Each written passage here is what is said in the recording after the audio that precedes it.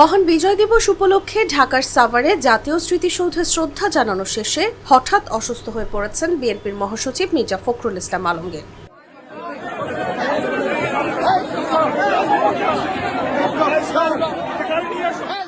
সোমবার সকাল 10:30টার দিকে মহান মুক্তিযুদ্ধের বীর শহীদদের প্রতি শ্রদ্ধা জানানো শেষে সাংবাদিকদের সঙ্গে কথা বলার জন্য তিনি প্রস্তুতি নেন। এ সময় হঠাৎ অসুস্থ হয়ে মাটিতে লুটিয়ে পড়েন।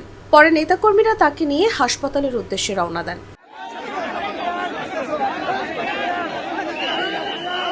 এ সময় উপস্থিত ছিলেন বিএনপির জ্যেষ্ঠ যুগ্ম মহাসচিব রুহুল কবির রিজভী, ঢাকা জেলা বিএনপির সাধারণ সম্পাদক নিপুণ রায় সহ বিএনপি ও এর অঙ্গ সংগঠনের নেতাকর্মীরা।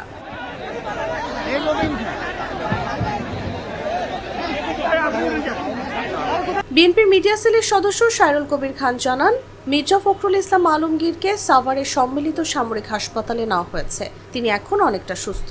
সেখানে তার সঙ্গে আছেন বিএনপির স্থায়ী কমিটির সদস্য অধ্যাপক ডক্টর AZ-M জাহিদ হোসেন, সালাউদ্দিন আহমেদ, হাবিবুন নবী খান সোহেল।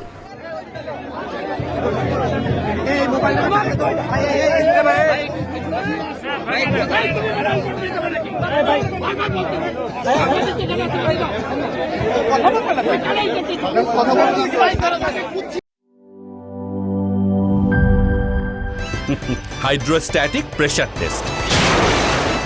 আরে পাইপ তো ফ্যান্টাস্টিক। Impact test.